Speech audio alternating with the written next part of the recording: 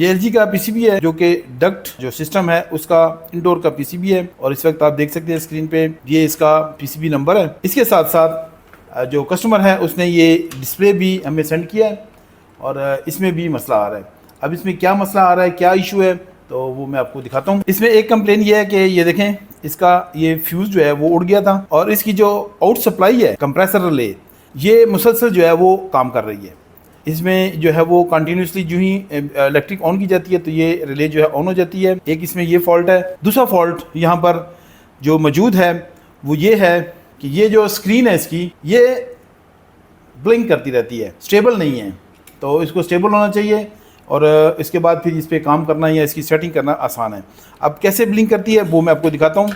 तो इसके लिए हम क्या करेंगे, यहाँ पर जो कनेक्टर REMO रिमो लिखा हुआ है CN, ये जो रिमोट कंट्रोल है इसको हम लगा देंगे यहाँ पर।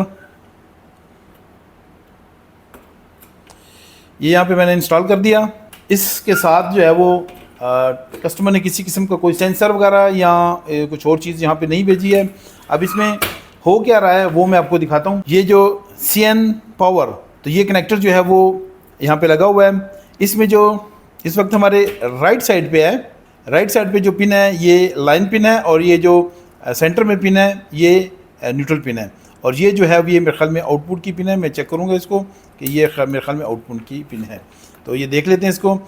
ये रिले लगी हुई है, ये इसका ग्राउंड है और ये इसका जो रिले का जो एनर्जाइजिंग पॉइंट है ये नेगेटिव है मेरे ख्याल में। और ये इसका जो मेन पॉइंट है जो फ्यूज से देखें इस तरफ को आ रहा है पॉइंट और इसके बाद फिर दोबारा इसके साथ जाके जुड़ता है।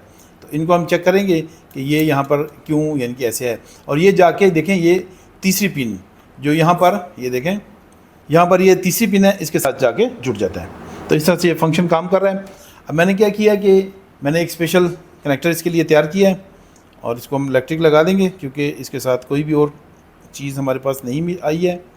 इसको लगा देते हैं। ये मैंने लगाया। अब मैं इसको इलेक्ट्रिक दूंगा, लाइन न्यूट्रल प्रॉपर देंगे। तो ये जो ही मैंने इलेक्ट्रिक दी ये देखें इसका डिस्प्ले जो है वो ऑन हुआ।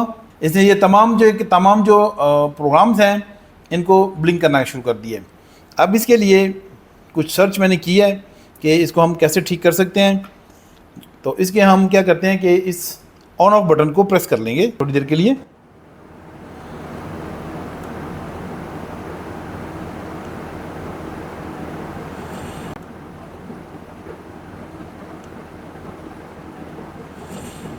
तो इसको देखें ऑन और ऑफ करने से इसमें किसी किस्म का कोई भी चेंज नहीं आया है, देख लें। और इसमें हम किसी किस्म का कोई प्रोग्राम भी नहीं कर पा रहे हैं। देखें ये हो गया जी, ये हो गया ऑपरेशन टाइम। अच्छा, तो ये मेरे ख्याल में ये कोई प्रोग्राम इसमें जो है वो सेट होने की कोशिश कर रहा है।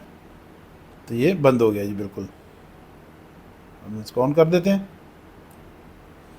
तो ये देखें जी इसकी ये रेड लाइट ये LED जो है उसने जलना शुरू कर दी है। अब ये जो रेड लाइट है ये क्यों जली है ये भी देखना पड़ेगा। देखते हैं, मैं आपको दिखा देता हूँ। ये देखें ये पहले काम नहीं कर रही थी, अब ये रेड लाइट जो है काम कर रही है और इसका डिस्प्ले जो है वो बिल्कुल गायब हो गया है। डिस्प्ले अभी इसमें नहीं आ रहा है किसी किस्म का और ये रेड लाइट जल रही है। अब मैं इसको दोबारा से ऑन करने की कोशिश करता हूँ। इसके बटन को प्रेस कर लेते हैं।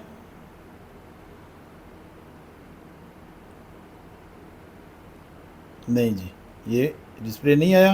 ये देखें ये कुछ आता है और चला जाता है। वैसे इसमें ये इसका रीसेट का बटन है, इसको प्रेस करके देख लेते हैं अगर इसमें कोई सेटिंग होगी तो।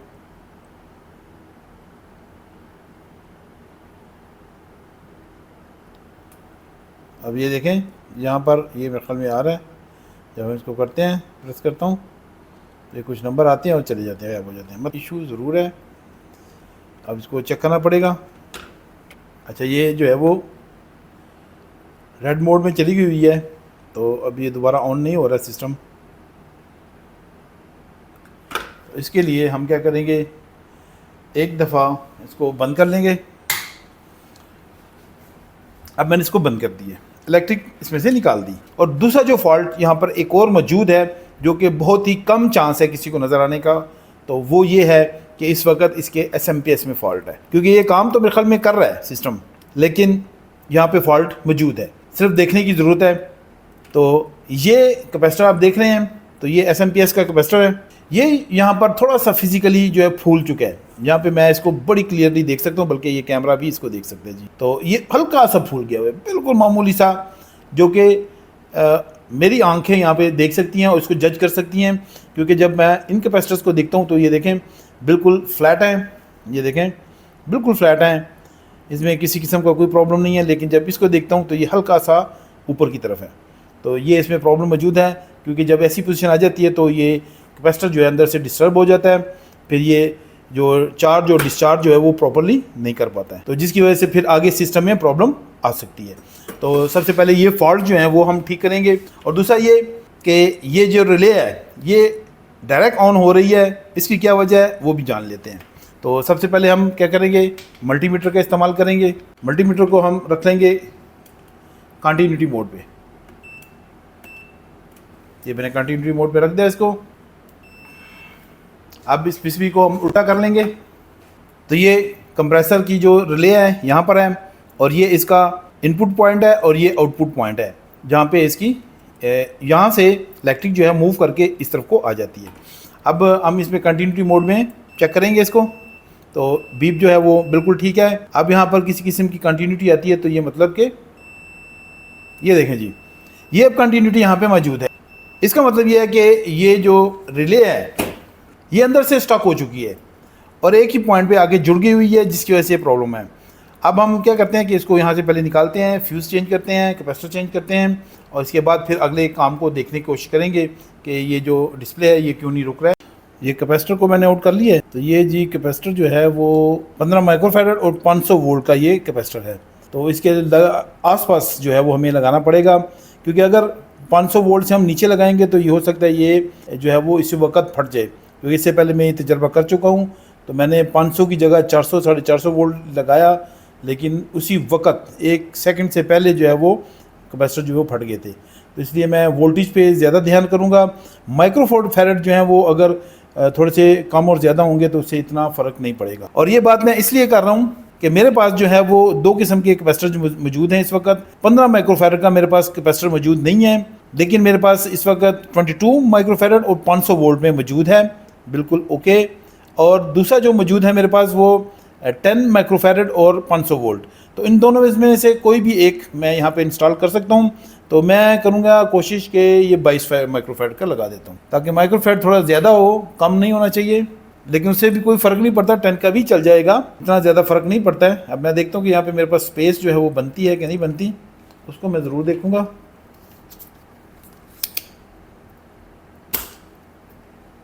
और कैपेसिटर का जो ये देखिए ये नेगेटिव साइड है और ये पॉजिटिव साइड है, तो इसको प्रॉपर लगाना होगा, वरना तो कैपेसिटर उसी वक्त जल जाएगा, ज़्यादा टाइम नहीं लेगा। देखते हैं कि यहाँ पे हमारे पास जगह बनती है। बिल्कुल जी, तकरीबन बनी है जी पूरी आई है जगह, और डायोड नीचे आ गई, लेकिन तो इसलिए मैं इसको हल्का सा ऊपर कर दूंगा ताकि डायोड जो है वो डिस्टर्ब ना हो, और इसको हम इस तरफ को भी मूव कर सकें। तो यहीं पे इसको हम सोल्डर कर देंगे।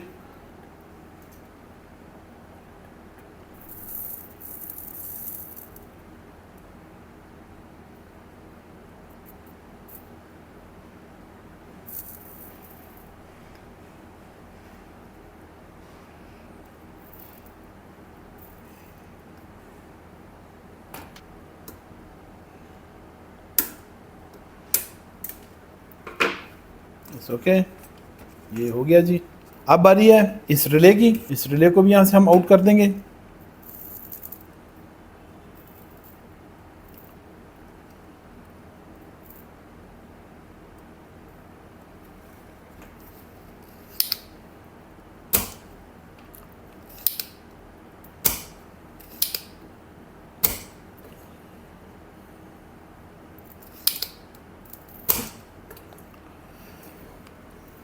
तो ये रिले जो है वो आउट हो गई है, नीचे गिर रही है, ये निकाल ली मैंने।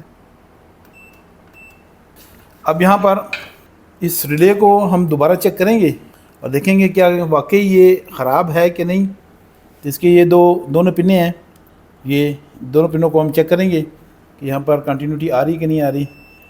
तो यहाँ पे मैंने लगाया और ये बिल्कुल ओके, ये देखें बिल्कुल ये काम किए जा रही है, ये ख़राब हो गई है। अब इसमें इम्पोर्टेंट चीज़ क्या है हमारे लिए सबसे ज़्यादा, तो दो चीज़ें इंपॉर्टेंट है। पहली चीज़ ये है कि ये 12 वोल्ट डीसी वोल्ट पे जो है ऑपरेटेड होनी चाहिए।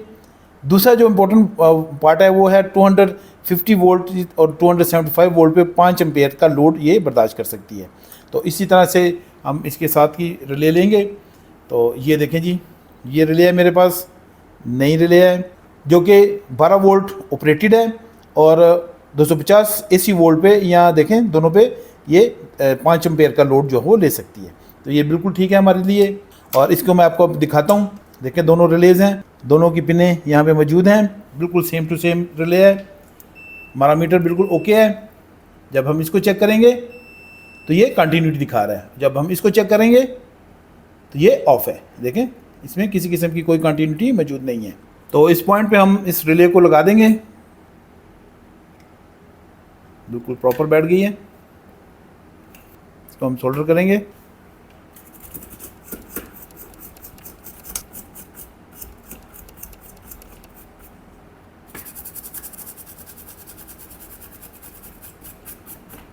अब हम इसको डबल चेक करेंगे।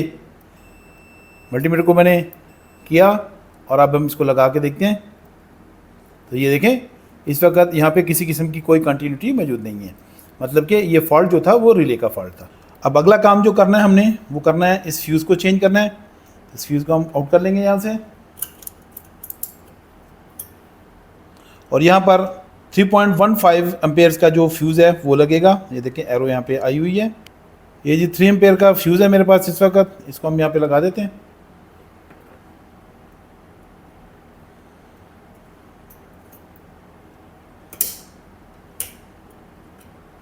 तो ये फ्यूज़ मैंने लगा दिया। अब कुछ चीज़ें हमने ठीक कर ली हैं। अब हम दोबारा से इसको इलेक्ट्रिक वगैरह देंगे, टेबल को साफ़ कर लेंगे क्योंकि गंद होने की सूरत में ये जो है वो एक बहुत बड़ा मसला करेगा। इलेक्ट्रिक को ऑन कर दूंगा मैं। इलेक्ट्रिक ऑन की और ये सेम वे पे अभी फिर जो डिस्प्ले है वो उसने ब्लिंक करना शुरू कर दिया है। अब इसके लिए हम सेटिंग करेंगे इसकी ऑपरेशन। तो ये इसका टाइमर जो है वो रुक गया। टाइम सेट की हमें ऑप्शन मांग रहा है, तो टाइम को हम कर देंगे टाइमर को। ये देखें जी टाइमर आ गया है। अब ये बिल्कुल ठीक हो चुका है। टाइमर ऑन नहीं करेंगे, हम इसको स्किप करेंगे और हम चले जाएंगे जी मोड पे और साथ ही जो है वो ये बंद हो गया जी। इसका मतलब है कि ये मेरे ख्याल में इसलिए बंद हो रहा है क्योंकि यहाँ पर कोई भी सेंसर वगैरह जो है वो यहाँ पे इंस्टॉल नहीं है। अब ये पीसीबी जो है वो बिल्कुल ओके हो चुका है। और अब मैं आपको इसका डिस्प्ले ऑन करके दिखाता हूँ कि इसमें मैंने जो चीज़ें की पहले मैं आपको दिखा चुका हूँ और डिस्प्ले में क्या प्रॉब्लम थी वो भी मैं आपको बताऊँगा। लेकिन पहले मैं आपको ये टेस्ट करवाऊँगा कि ये अभी ठीक है कि नहीं। तो उसके लिए मैं सिस्टम को इलेक्ट्रिक दे देता हूँ। मैंने इलेक्ट्रिक ऑन की, इलेक्ट्रिक ऑन हुई और देखें इसका डिस्प्ले आया। अभी ये देखें ब्लिंक नहीं किया और ये साथ ही इसने अपना फंक्शन करना शुरू कर दिया है। अब मैं अगर इसके ऑन ऑफ बटन को प्रेस करता हूँ तो ये देखें यहाँ पर ये लाइट जो है ग्रीन लाइट जल जाएगी। ये देखें ग्रीन लाइट जल गई और ये देखें हाई और इसका टेम्परेचर का जो है वो आना शुरू हो गया और ये साथ ही CH01 आना शुरू हो गया और साथ ही जो है वो यहाँ पे रेड जो डिस्प्ले है, रेड लाइट है वो भी ब्लिंक करना शुरू कर रेड लाइट यहाँ पे आ गई है। अब ये चूँकि एरर यहाँ पे आ गया है इस वजह से ये प्रॉब्लम है यहाँ पर। तो ये एरर क्या है पहले मैं वो बात करूँगा। अब जो CH01 है वो स्टैंड करता है कि इनडोर यूनिट पे अंदर जो रिटर्न पाइप है, जब गैस सर्कुलेट करके दोबारा वापस सिस्टम या कंप्रेसर में जा रही होती है तो वहाँ पर भी एक सेंसर लगा होता है। इस चीज़ को मेजर करता है कि उस वक्त उस सेंसर पे कितना टेम्परेचर शो हो रहा है। तो वो सेंसर जो है इस वक्त वहाँ पे चूँकि मौजूद ही नहीं है, हमारे पास ओपन सब कुछ पड़ा हुआ है, तो इसलिए ये CH का एरर जो है वो यहाँ पे आ रहा है। अब यहाँ पर हम बात कर लेते हैं कि इसका जो रिमोट है उसको मैंने कैसे ठीक किया। अब कुछ पॉइंट्स की मैं वीडियो इसलिए नहीं बना सका क्योंकि कस्टमर जो था वो बार बार कॉल कर रहा था कि ये पीसीबी मुझे जल्दी चाहिए, तो इस वजह से फिर मुझे वो वीडियो स्किप करनी पड़ी ताकि जो है वो टाइम की बचत हो सके। अब मैंने क्या किया कि मैंने मुकम्मल तौर पे रिमोट को खोला। खोलने के बाद जब मैंने इसको मुख्तलिफ पॉइंट से चेक किया तो मुझे काफी ज्यादा जो पोजीशन थी इसकी बेहतर लगी, इनके वोल्ट्स वगैरह इसमें बिल्कुल ओके थे। इसमें मैंने ये पाया कि ये जो इसका पावर पीसीबी है और इसका जो रिमोट है उन दोनों के अंदर सेपरेट EEPROM का इस्तेमाल किया गया है। इसलिए मुझे इसका जो मुकम्मल तौर पे जो डाउट था वो ये था कि इसका जो EEPROM है वो किसी न किसी वजह से फॉल्टी है। हालांकि इस EEPROM को मैंने यहां से निकाला, इसको मुकम्मल डिसमेंटल करके इसको मैंने प्रोग्रामर में चेक किया तो नॉर्मली ये बिल्कुल ओके फंक्शन कर रहा था। लेकिन मैंने क्या किया कि मैंने इस EEPROM को नई EEPROM के साथ रिप्लेस कर दिया, और रिप्लेस करने के बाद मैंने नई EEPROM प्रोग्राम करके यही जो प्रोग्राम इसमें से मैंने उठाया उसको मैंने दोबारा नई EEPROM में पेस्ट किया, और पेस्ट करने के बाद मैंने दोबारा से इसको सिस्टम के अंदर लगा दिया। अब जब मैंने सिस्टम के अंदर लगा दिया तो फिर मैंने इसका रिजल्ट जब देखा तो बिल्कुल ओके था, और आपको मैंने दिखा दिया हुआ है कि हमारा जो रिमोट है वो भी बिल्कुल ठीक हो चुका है। तो ये एक वजह थी जिसकी वजह से ये रिमोट भी फॉल्ट कर रहा था। मजीद वीडियोस देखने के लिए इन दोनों में से किसी एक वीडियो पे क्लिक करें।